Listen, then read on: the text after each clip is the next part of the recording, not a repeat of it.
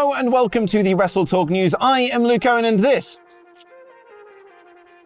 is Wrestling News. To paraphrase the late and great Sinead O'Connor, it's been several hours and 439 days, R.I.P., since Randy Orton last wrestled in a WWE ring. It was reported by several outlets at the time that Orton had suffered a legit back injury and would be out for the rest of the year. Well, we're now, if you can believe it, 8 months into this new year, and there's still no sign of an Orton return, despite rumours to the contrary. There was huge speculation ahead of Money in the Bank that Orton would return, with Worked Wrestling on Twitter saying that WWE were expecting him back very soon. Matt Riddle even noted on The Bump that he wanted to form a new alliance with Edge when Orton came back as rated RK Bro. But Orton was not at Money in the Bank, and a new team was not formed. Instead, Riddle just found a replacement Randy in Elias, and when that storyline went nowhere and he was drafted to a different brand, he found a new Elias in Drew McIntyre as he feuds with Gunther. And in a new report from Fightful, we shouldn't expect to see Riddle teaming with Orton anytime soon, as Randy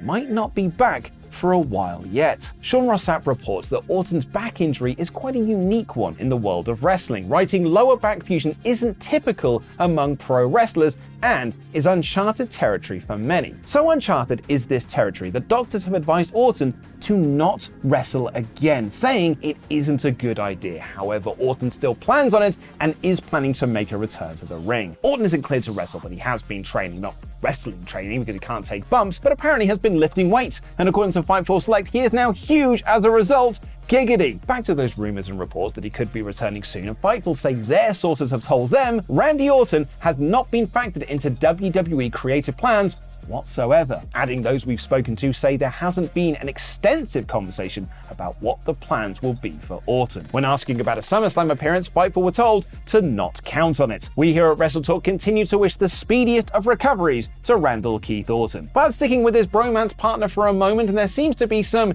heat, sizzle, on Matt Riddle. Riddle has had a string of controversies in the last couple of years, having a sexual assault case filed against him, which was later dropped, as well as a drugs test failure that delayed his scheduled clash at the Castle match against Seth Rollins, and a second failure that sent him to rehab late last year. Riddle himself said on Twitter that certain people aren't happy about his relationship with adult film star Misha Montana. But Riddle has been steadily featured on television since his return, getting involved with the tag team champions Kevin Owens and Sami Zayn in their quest against the Bloodline, and recently challenging Gunther for the IC title at Money in the Bank, which is why his clean loss to professional coat twirler Ludwig Kaiser on this week's episode of Raw took a few people by surprise. And speaking about that result, Dave Meltzer on Wrestling Observer Radio noted there could be some internal heat on Matt Riddle. Meltzer said they decided long ago, for whatever reason, and there are good reasons, Riddle seems to get in trouble too often, they decided he's not the guy they're going to build around or anything. But they've kept him stronger than losing clean to Kaiser.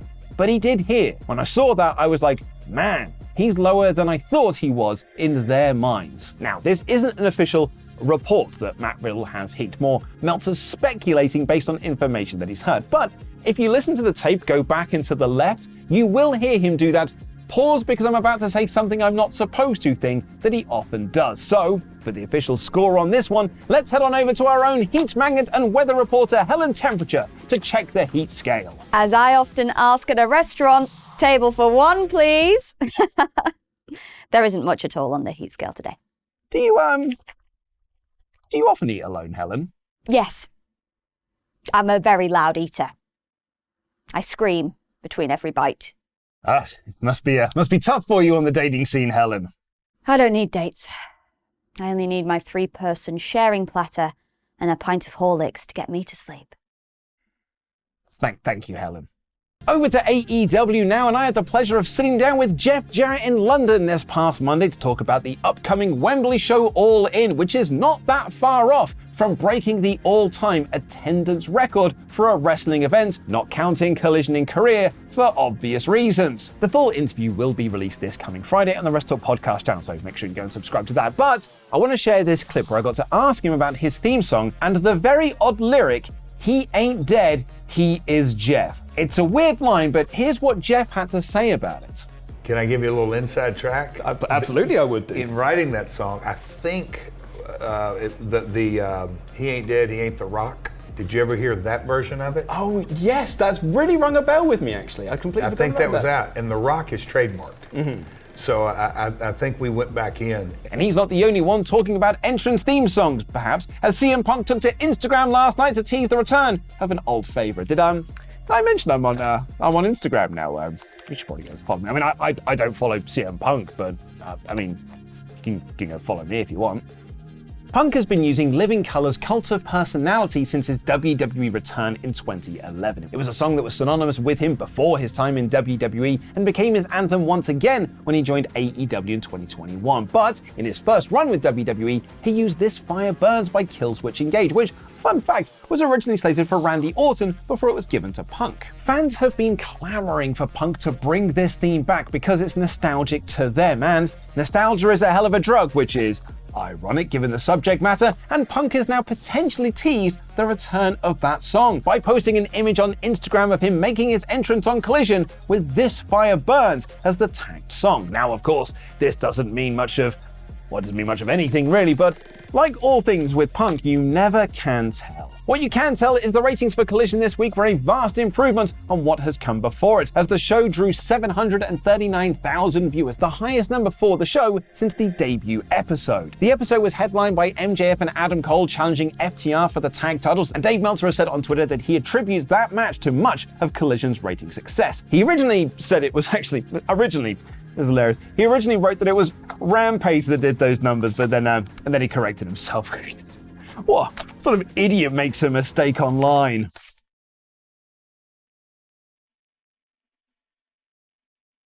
Not only is this overall figure up by nearly 20% from last week, the all-important 18 to 49 demo was up by over 50%. In fact, the male 18 to 34 demo was, get this, up over 180%. 180%. It wasn't terrible news for Monday Night Raw either, as although the overall viewership was down from the previous week, it drew an average of 1.76 million viewers. The show peaked in its second hour with the Brock Lesnar and Cody Rhodes angle, and in an odd change of pace, the third hour, headlined by Seth Rollins and Sami Zayn taking on the Judgment Day, drew more viewers than the first hour, with Logan Paul opening the broadcast. But it's Wednesday, you know what that means. It's time for my NXT 1 minute, 1 take. Now, I've had a 2-week break from this, so I might be a little bit rusty, and as we all know, I was excellent at it before, so let's see how I get on after this. Okay, pause you there. Right, come on, okay, you've got this. Peter Piper, Victor Pepper, Pickle Pepper. Put your teeth in.